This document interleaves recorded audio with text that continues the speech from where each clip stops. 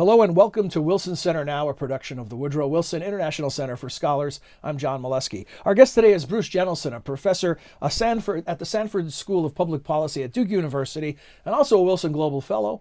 And Bruce is a renowned expert on foreign policy. He joins us today to talk about that and about the future of the liberal international order. Not too small a topic for us to tackle today. Bruce, welcome back. Always great to see you in the building. Good to be with you and back at the Wilson Center. And before we dive into the subject matter, I want to say also Bruce was recently honored by being named Distinguished Professor, the William Preston Few Professor of Public Policy at Duke University. I want to say congratulations on that, and tell us who Professor Few was. Thank you very much. He was actually the first president of Duke University. He was president of Trinity College, which preceded Duke, and when the Duke brothers decided to create Duke University and build upon the base that was Trinity College, he continued as president. And so was really responsible for universities like any other institution. They're very fragile in their early days. Yes. And he saw Duke through its first years and got it established as a university. Well, that's really great. Congratulations. It's like being named after George Washington. Well, I don't go there, but I really... The founder, that's the first president. It's a real honor, and I terrific. really appreciate it. Yeah. Thank you. So let's talk about halfway through the Trump administration's first term. And I know when I say that, some people are quivering in their boots about the potential for a second term, but we'll see what happens in that regard. Nikki Haley was given an award by the Wilson Center a couple weeks ago, and in her remarks, she referred to the president as a disruptor. I wonder how you would refer to his foreign policy, if you could sum it up in a word or three. It's interesting, this whole disruptive innovation became very popular, in the economy. In business circles. Is business. And so Facebook's a good example. They were going to be a disruptor, and now we're not so happy with the way they disrupted. And Google is going to be a disruptor and the same kind of thing. It's fine to say that things get too set in their ways and they need to be shaken up. But it really depends upon not just getting them shaken up, but where you want to go with the next steps.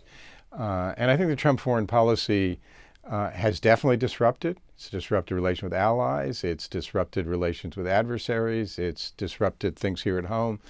And my own sense is that it hasn't really produced positive results in really any of those ways. So disruption for disruption's sake, I don't think that works very well. But would it be fair to say that you do agree that the liberal international order does need at least an examination, if not a bit of a renovation? I think that's right. It's funny, John. Academics use the term liberal international order all the time. And around the 2016 election and the aftermath, the term was used everywhere. It was used in the media. It was used in columns. And people were using it to generally refer to the order that was created after World War II. And I think it's very important for us, I've worked in Democratic administrations, as you know, to acknowledge that Trump in many ways was an effect, not just a cause. That the liberal international order was under strain. The economic system that it created, we were already seeing the populist. The Brexit vote preceded our presidential election. Opposition, the first trade bill, in which there was real opposition from the labor movement in the United States, goes back to 1974. So things have been really building for 40 years. We cared about international institutions, and we didn't want to do like a John Bolton thing of cut them off at their 40th floor, but they were underperforming. And the U.S.'s own politics had become very up and down. So I think that as we think about what might be alternatives to Trump, it's not just going back to the liberal international order. It had a lot of problems of its own, even before he drove his bulldozer through it. Is it about the economy? I can think of the old, it's the economy, stupid. And is this about losers and globalization that has fueled this populist movement? In some respects, it really is, in the sense, and there are a lot of factors that are contributing. Automation and technology are contributing, and economists can say, we've lost more jobs in manufacturing to technology than to China and everything, and that's true technically. But I think you've had the accumulated effect of a sense of people saying that the winners of globalization, both real and perceived, weren't really thinking about those that weren't winning. So we were leaving a lot of people behind. We were seeing that not just in Brexit, but you saw it all over Europe. And you saw it on both extremes. You saw left-wing parties like Syriza in Greece and Podemos in Spain, as well as these right-wing populist movements rising. And some of that has been a sense that the benefits of globalization have not been spread evenly. Doesn't mean you go back to protectionism, walls, figuratively and literally, but it does mean we have to think about ways in which it's not just, frankly, the two coasts and the financiers in New York that benefit from it, but how do we deal with people whose jobs are being disrupted?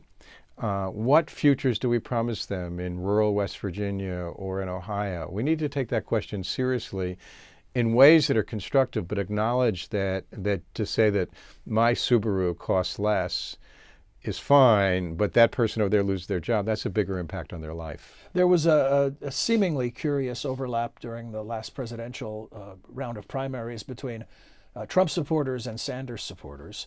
And now we see the EU elections of last week or 10 days ago. And you see a similar type of dynamic where the status quo lost power, right-wingers gained seats, but so did the Green Party. Is this the norm now, the new normal? Are we just seeing the dismantling vote by vote of the status quo and something new must emerge to fill that space? It's a really good question. Political parties don't stay forever. You know, some over our history, we had the Whig Party, and that died in the 19th century. And so it may well be that the parties that have been established for a long time, whether it's in Europe or even in the United States, perhaps the Republican Party, you know, may lead to something else. And I think in 2016, for example, many voters in states like Michigan who voted for Sanders in the primary voted for Trump in the general election. And I think that's part of what we're seeing is some real concern. Some of it gets manifested as focusing on immigration and a variety of other factors. But there is very much of a state of flux on a lot of these issues. And people are looking for, in some ways they're looking for people that have authenticity, will tell you what they believe, whether you agree or disagree, rather than people that are maybe talking to too many consultants in the political party world. So how do you conduct foreign policy in an environment like this? Well, for the United States, it's really tricky. And again, going back to not just Trump is the problem, but is the effect. For many decades coming out of World War II, we were the world leader. And we led the Cold War against the Soviet Union. Now, that wasn't totally successful. It was successful in bringing down the Berlin Wall, in avoiding nuclear war, and ultimately leading to the dissolution of the Soviet Union. But many of America's foreign policy failures also had to do with this Cold War mentality. The Vietnam War, supporting apartheid for many years in South Africa, supporting dictators like Mobutu that were, had kleptocracies in their own countries. And so we're trying to figure out what our role is in the world. And it's hard to find the right metaphor. We are a leader. We still are the single most important country, but it's not a world in which countries choose one team or the other. In some of the things I've been writing, I talk about the pluralization of diplomacy. Countries want to have relations with lots of different countries. Saudi Arabia, that Trump has been courting, its largest trade partner is China. And not just for the oil itself. Yeah, in one of your articles, you made that point about how many primary trade partners associate with China versus the U.S., and China has the lead. That was stunning to me. Exactly. Or Turkey wants to have relations with Russia as well as with NATO countries. And we have to figure out how to offer, relationships with us in ways that aren't just trying to leverage other countries to do what we want, or have them leverage us to do what they want us to do, like the Saudis have done a lot. But to be able to say, here's the value. You have your own interests, you have your own politics, we do too, and figure out how we do that leadership role in a very different environment. It was a very unique period of history. It's like the old End of History, book that said, Fukuyama, that capitalism and democracy were now here to stay, history was over. Except it wasn't. And if we look back on the 1945 to say 1990 period, it actually was very unusual. We were the only country really left standing at the end of World War II. We did many things to help ourselves. But history takes courses, and you kind of need different game plans, if you will, for different periods in history. Is there a clear-cut alternative model to the Fukuyama combination of capitalism and democracy? No. I mean, you see, for example, in China that they've been not adopting capitalism, but adapting it. I've been thinking of this as almost an a la carte age of ideology. Mm-hmm. Countries take a little bit from their own history and culture and a little bit from this. For all of the ills of the China political system, especially on this 30th anniversary of Tiananmen Square, the reality is they've lifted more people out of poverty than any political system in history. It doesn't justify what they do, but you can't write that off. And so we're going through a period, I think, that's going to be very a la carte, and it's not just democracy versus authoritarianism. And frankly, for the democracies of the world, we've got to get our own act together. As a country that has one mass shooting after another, the latest in Virginia Beach, that's going through the kind of rise in hate crimes that we're seeing, we'll do better to compete by getting our own act together than trying to worry about what China's doing.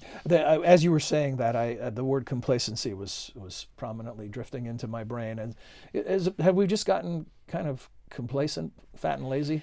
It's a good question. It's interesting. I think in some ways we're confused, but the fat and lazy is really interesting. I was talking to somebody the other day and saying, it's like an athlete, right? We do think of athletes at Duke, in certain sports like basketball particularly. But in many respects, for that period where we were the dominant country in the world, we were like an athlete who didn't have to train at top level to be at the top of their game. We could show up and win. We could show up and win. Now, actually, I do believe, like an athlete that trains, we can be very successful, very effective, and win in ways we need to if we train at the top of our game. And we're Maybe not it's a really, psychological hump, just we have to accept multipolarity. we have to accept multipolarity. We have to accept competition. Where there's competition that's unfair, like certain things that China does, we need to push back on it, but we can't do that by our own unfair policies, like putting tariffs on every country in President the world. Trump seems to think he can do the old strong arm approach, that we still have this powerhouse economy and we can dictate terms. It's really interesting. So if there's a thread that ties the Trump strategy together, that's probably it, right? So, for economic issues, he imposes heavy tariffs on China. Well, they bash back. And I was just talking to a farmer up in the Blue Ridge in Southwest Virginia the other day who raises cattle. He said he can't get a price for his cattle anymore because the supply is so great because of tariffs. So, the notion of bashing with tariffs for economic purposes hasn't worked. Bashing with our economic power for sanctions on countries like North Korea and Iran, also backfires. We're in a very dangerous period again with North Korea. We've been sliding to a dangerous period with Iran, this maximum pressure. And then even the so-called Kushner plan for the Middle East, that somehow if you offer economic incentives to the Palestinians, they'll forget about everything else. It's not going to happen. It hasn't happened before, and it's not going to happen now. And so, sure, we have some economic power. We have a very big market, and the dollar is an attractive currency. But you got to know how to use that power, and throwing it around like Trump does just blows up in your face. For a long time you heard disgruntled voters say, if only we ran the country more like a business.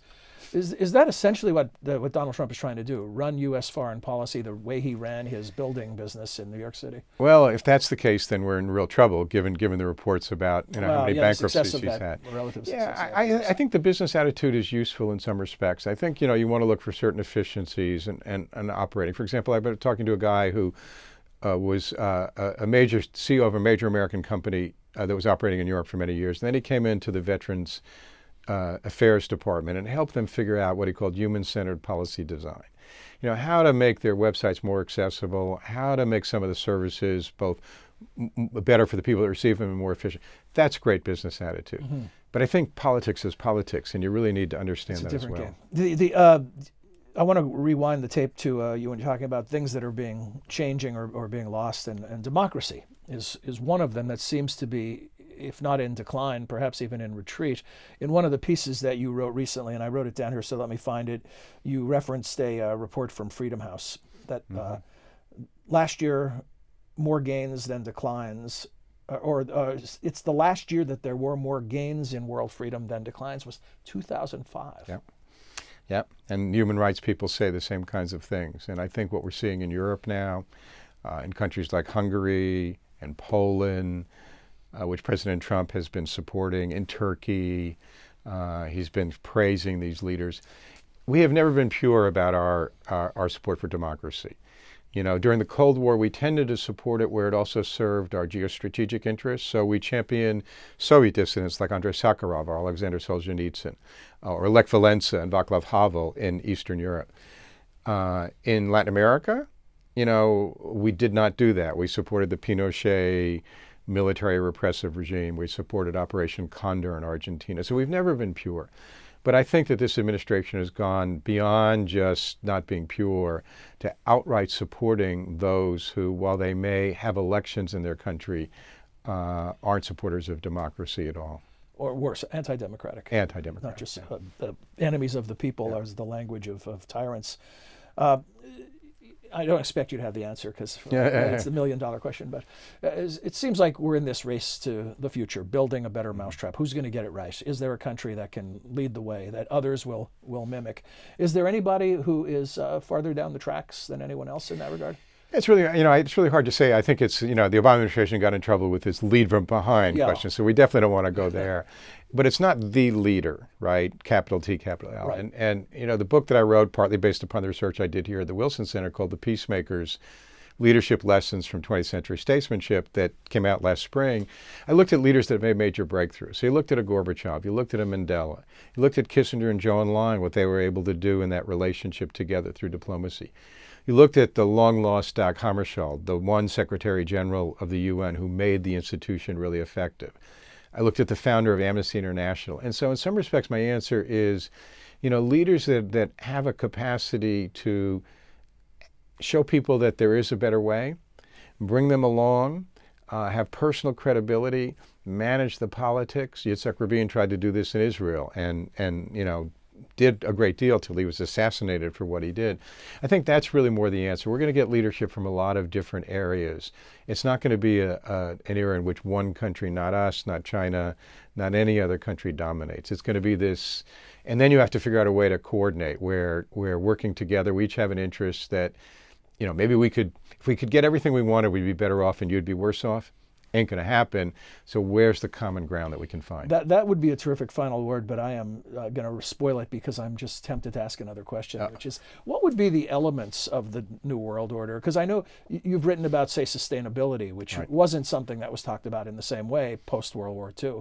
So are there elements of what a New World Order might look like that introduce something new into the equation? So let me just quickly say two or three. One is in the economic system, an understanding that trade really has to be part of your domestic policy. It's not just what the trade balance is, but, how does it fit into people feeling that there's a better future for their children than they had. Secondly is all those international institutions out there, those of us that support them, got to be tough love. They've been underperforming. And we can't just argue why they're better than not having them, but how do we make them better? The World Health Organization, the UN programs that deal with refugees, as well as the UN itself.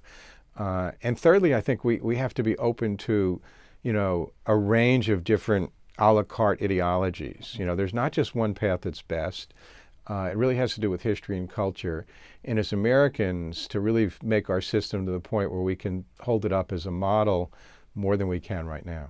Bruce, thank you. It's conversations like this are the reason that I miss not having you in the building. Well, it's great to have you stop Thanks, by John. when you're here. Thanks. Appreciate it. Enjoyed it. Thanks. Thanks to you for joining us as well. Hope you enjoyed this edition of Wilson Center Now and that you'll join us again in the future. Until then, for all of us at the Wilson Center, I'm John Molesky. Thanks for joining us.